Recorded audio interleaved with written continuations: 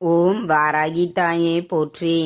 அனைவருக்கும் வணக்கம். நான் உங்கள் சாந்தி பேசுறேங்க. இன்றைய பதிவுல நாம என்ன பார்க்க போறோம் அப்படின்னு பார்த்தீங்கன்னா, நாளை தேய்பிறை பஞ்சமி. வாராகி அம்மனுக்கு இந்த 5 பூவினால் தீபம் ஏற்றி வழிபட்டால் நீங்க என்ன கேட்டாலும் வாராகி அருள் புரிவார். ஆமாங்க, அந்த என்னென்ன பூவினால் தீபம் ஏத்தணும், எப்படி ஏத்தணும், எந்த நேரத்தில் ஏத்தணும் அப்படிங்கறத பத்தி நம்ம தெளிவாக இந்த பதிவுல பார்க்கலாம். அதற்கு முன்னாடி நம்ம சேனலை சப்ஸ்கிரைப் பண்ணாதவங்க சப்ஸ்கிரைப் பண்ணிக்கோங்க. பக்கத்திலே இருக்கிற பெல் ஐக்கானை கிளிக் பண்ணிக்கோங்க. அப்பதான் நான் போடுற எந்த ஒரு வீடியோவாக இருந்தாலும் உடனே உங்களுக்கு நோட்டிஃபிகேஷனில் வரும். இப்போ பார்த்தீங்கன்னா, நம்மளுக்கு தேய்பிறை பஞ்சமி நாளைய தினம் வருகிறது.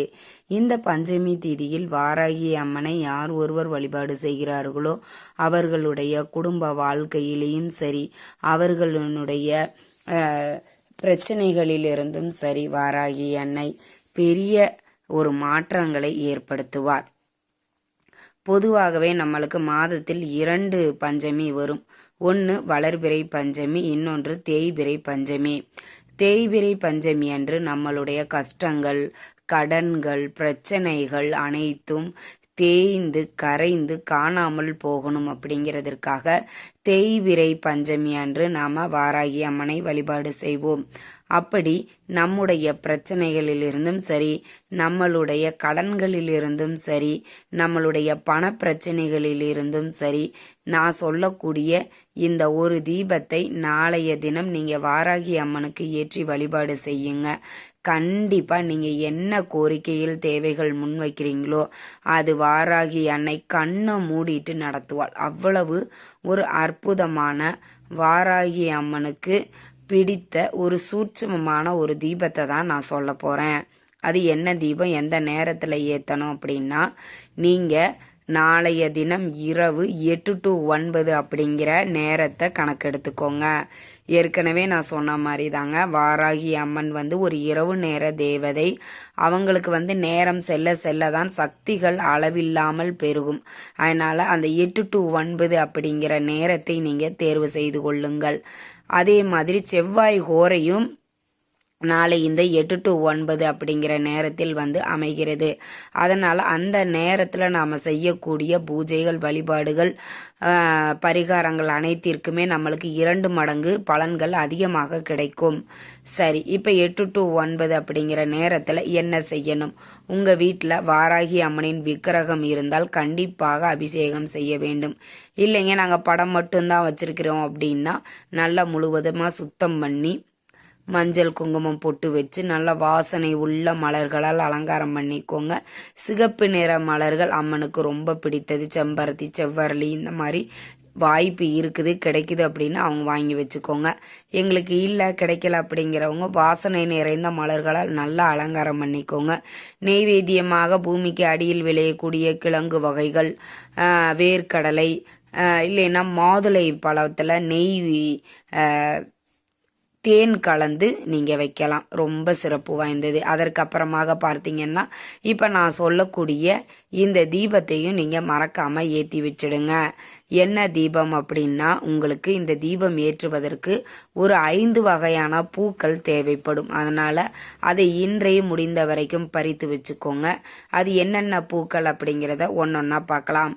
முதல்ல செம்பருத்தி பூ, அப்புறம் மருதாணி பூ, அதற்கப்புறம் மாதுளம்பழம் பூ, அதற்கப்புறம் மாம்பூ, மாமரத்தில் இருக்கும் இல்லைங்களா, மாங்காய் மரத்தில் இருக்கக்கூடிய மாம்பழ அந்த மாம்பூ. அதற்கப்புறமா பார்த்தீங்கன்னா மல்லிகை பூ. இந்த 5 பூக்களையும் நீங்க இன்றைய தயார்படுத்தி வச்சுக்கோங்க.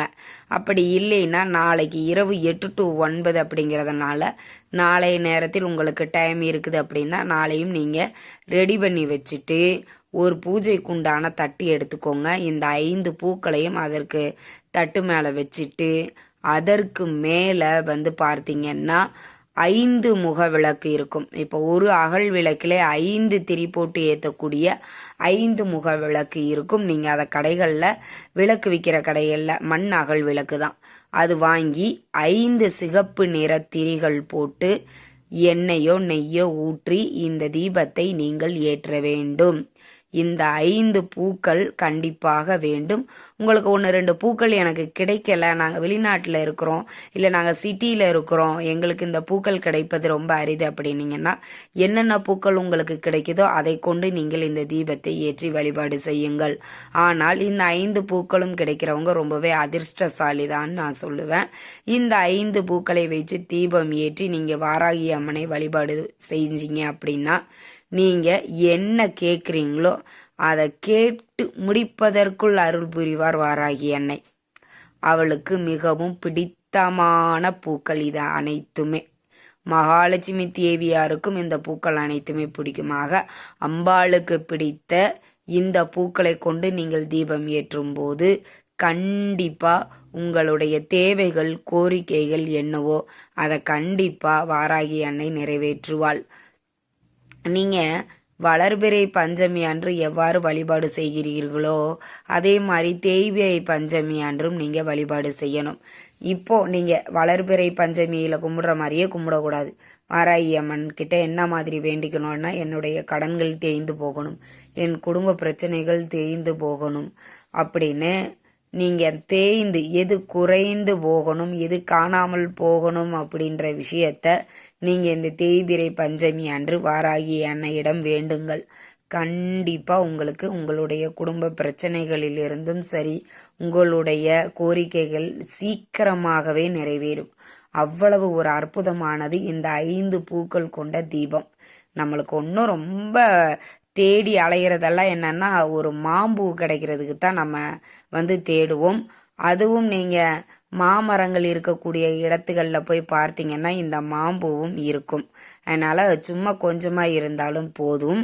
செம்பருத்தி பூ, மாதுளம்பூ, மருதாணி பூ, மாம்பூ, மல்லிகை பூ, இந்த 5 பூக்களை கொண்டு நம்ம தீபம் ஏற்றுவது ரொம்ப ரொம்ப ரொம்ப சிறப்பு வாய்ந்தது. வாராகி அம்மனுக்கு ரொம்ப ரொம்ப பிடித்த தீபமும் கூட. இந்த ஒரு சூட்சம தீபத்தை ஏற்றி நீங்கள் வாராகி அம்மனை வழிபாடு செய்து வாராகி அம்மனின் பரிபூரண அருளை பெறுங்கள். இந்த தகவல் உங்களுக்கு ரொம்பவுமே பயனுள்ளதாக இருந்திருக்கும்னு நினைக்கிறேங்க. வீடியோ பிடிச்சிருந்தால் லைக் பண்ணுங்கள், ஷேர் பண்ணுங்கள், கமெண்ட் பண்ணுங்கள். இந்த பதிவை உங்களுடைய உற்றார் உறவினர்கள் நண்பர்களுக்கும் ஷேர் பண்ணுங்கள். அவங்களும் பார்த்து பயன்பெறட்டும். நன்றி, வணக்கம்.